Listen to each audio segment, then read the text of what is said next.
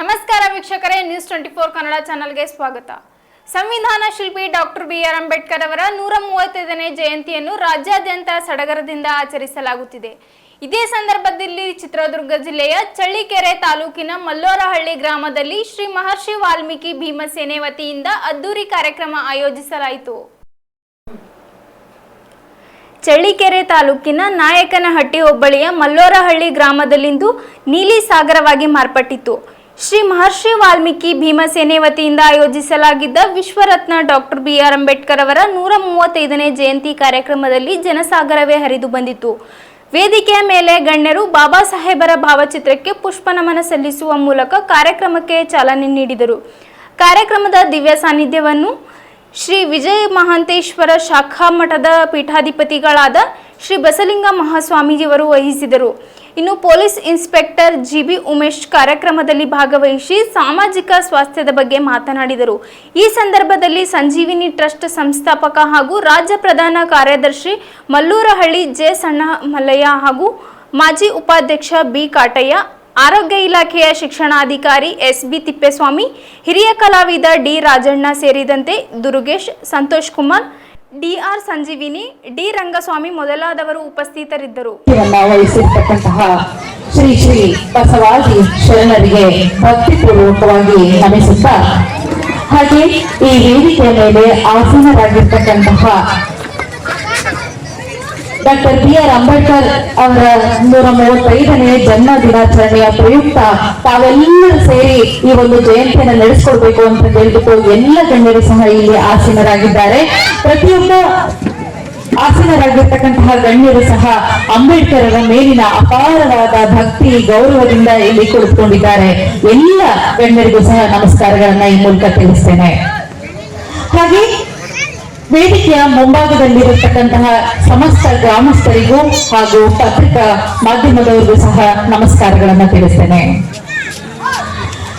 ಬಂಧುಗಳೇ, ಮಲ್ಲೂರಹಳ್ಳಿ ಅನ್ನುವಂತಹ ಈ ಒಂದು ಪುಟ್ಟ ಗ್ರಾಮದಲ್ಲಿ ಅಂಬೇಡ್ಕರ್ ಬಗೆಗಿನ ಅಪಾರ ಅಭಿಮಾನ, ಪ್ರೀತಿ, ಗೌರವವನ್ನ ನೋಡಿದ್ರೆ ನಿಜಕ್ಕೂ ನನಗೆ ಒಂದು ಮೂಕ ವಿಸ್ಮಿತಳಾಗುವಂತಹ ಮನಸ್ಥಿತಿ ಆಗುತ್ತೆ. ಯಾಕಂತಂದ್ರೆ ಈ ಒಂದು ಮಲ್ಲೂರಹಳ್ಳಿ ಅಂತ ಈ ಒಂದು ಪುಟ್ಟ ಗ್ರಾಮದಲ್ಲಿ ಇರುವಂತಹ ನಾವೆಲ್ಲ ಈ ಎಲ್ಲ ಸಮುದಾಯದವರನ್ನು ನೋಡಿದಾಗ ಬಹಳಷ್ಟು ಖುಷಿ ಆಗುತ್ತೆ.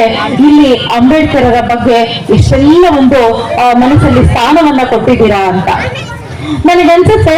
ಇಲ್ಲಿ ಮನೆಗಳಲ್ಲಿ ಅಂಬೇಡ್ಕರರ ಒಂದು ಫೋಟೋ ಇಲ್ಲದೆ ಇರಬಹುದು, ಪ್ರತಿಯೊಬ್ಬರ ಮನಸ್ಸಲ್ಲಿ ಅಂಬೇಡ್ಕರ್ ಇದ್ದಾರೆ ಅಂತ. ಹೌದಲ್ಲ? ಪ್ರತಿಯೊಬ್ಬರ ಹೃದಯದಲ್ಲಿ ಅಂಬೇಡ್ಕರ್ಗೆ ಜಾಗ ಕೊಟ್ಟಿರೋ ಕಾರಣಕ್ಕೆ ಇವತ್ತು ತಾವೆಲ್ಲರೂ ತಮ್ಮ ಕೃಷಿಕ ಕೆಲಸಗಳನ್ನ ಬಿಟ್ಬಿಟ್ಟು ತಮ್ಮ ಕೆಲಸಗಳನ್ನ ಬಿಟ್ಬಿಟ್ಟು ಬಂದು ಇಲ್ಲಿ ಈ ಒಂದು ಕಾರ್ಯಕ್ರಮಕ್ಕೆ ನೆರೆದಿದ್ದೀರಾ. ಅದೇ ರೀತಿ ವೇದಿಕೆ ಮೇಲಿರ್ತಕ್ಕಂತಹ ಎಲ್ಲಿಗೆ ನಾವು ಅವರ ಬಗ್ಗೆ ನಾವು ಮಾತಾಡಿ ಬಂದು ತಮ್ಮ ಒತ್ತಡದ ಕೆಲಸಗಳನ್ನ ಬದಿಗಿರುತ್ತೆ ಹಾಗೂ ಎಲ್ಲರಿಗೂ ಸಹ ಅಭಿನಂದನೆಗಳನ್ನ ತಿಳಿಸ್ತೇನೆ. ಇವತ್ತು ಈ ಒಂದು ಕಾರ್ಯಕ್ರಮಕ್ಕೆ ಆಯೋಜಕರು ನನ್ನನ್ನ ಕರೆದಾಗ ಖಂಡಿತವಾಗ್ಲೂ ಈ ಸಂದರ್ಭದಲ್ಲಿ ನಾನು ಹೇಳಬೇಕು, ಇವತ್ತು ನನಗೆ ಬಹಳ ಮುಖ್ಯವಾದ ಒಂದು ಕೆಲಸ ಇತ್ತು. ಒಂದು ರೀತಿಯ ನನಗೆ ಸಂಭಾವನೆ ಬರುವಂತದ್ದಾಗಿರ್ಬೋದು ಅಥವಾ ಒಂದು ಒಳ್ಳೆ ಮಹತ್ವಪೂರ್ಣವಾದ ಕೆಲಸವೇ ಇತ್ತು. ಆದ್ರೆ ನಾನು ಯಾಕೆ ಇಲ್ಲಿಗೆ ಬಂದೆ ಅಂತಂದ್ರೆ ಆಯೋಜಕರು ಪಡ್ತಿರುವಂತಹ ಒಂದು ಪರಿಶ್ರಮ ಇಲ್ಲ, ನಾವು ನಮ್ಮೂರಲ್ಲಿ ಒಂದು ಅಂಬೇಡ್ಕರ್ ಅವರ ಜಯಂತಿ ಮಾಡಬೇಕು. ಯಾಕಂತಂದ್ರೆ ಮಹರ್ಷಿ ವಾಲ್ಮೀಕಿ ಅವರ ಒಂದು ಆಶೀರ್ವಾದದೊಂದಿಗೆ ನಾವೆಲ್ಲರೂ ಬಹಳ ಒಗ್ಗೂಡಿದ್ದೇವೆ. ಇಲ್ಲೆಲ್ಲ ನೋಡಿದಾಗ ಬಹಳ ಖುಷಿ ಆಗುತ್ತೆ. ಎಲ್ಲ ಒಂದು ಸಮುದಾಯದವರು ಸೇರಿದಿರಿ, ಇಂಥ ಒಂದು ಕಾರ್ಯಕ್ರಮವನ್ನ ಮಾಡಿಕೊಡ್ಬೇಕು. ನೀವು ಆ ಕಾರ್ಯಕ್ರಮಕ್ಕೆ ಉದ್ಘಾಟಕರಾಗಿ ಬರ್ಬೇಕು ಅಂತಂದಾಗ ನಾನು ನಿಜವಾಗ್ಲೂ ಬೇರೆ ಏನು ಹೇಳಕ್ಕಾಗ್ಲಿಲ್ಲ. ಒಂದೇ ಮಾತು ಹೇಳಿದ್ದು, ನೀವು ಮಾಡಿ, ನಾನು ಬರ್ತೀನಿ ಅಂತ. ಯಾಕೆ ಅಂತಂದ್ರೆ ನನಗೆ ಡೇ ಒನ್ನಿಂದನೂ ಅವರು ಯಾವ ರೀತಿ ಪರಿಶ್ರಮ ಹಾಕಿದ್ದಾರೆ ಅಂತ ಗೊತ್ತು. ಒಂದು, ಅವ್ರು ಯಾವತ್ತೂ ಇಲ್ಲಿ ಈ ಒಂದು ಸಂಘಟಕರು ಇಲ್ಲೆಲ್ಲೂ ಇಲ್ಲ, ಸ್ಟೇಜ್ ಮೇಲೆ ಎಲ್ಲೂ ಕಾಣಿಸ್ಕೊಳ್ತಿಲ್ಲ. ಯಾಕೆ ಅಂತಂದ್ರೆ ಇಡೀ ಸ್ಟೇಜ್ ಅನ್ನ ತಯಾರಿಸಿ ಹಿಂದೆ ನಿಂತ್ಕೊಂಡು ಇದರ ಯಶಸ್ಸನ್ನ ನೋಡ್ತಾ ಇದ್ದಾರೆ.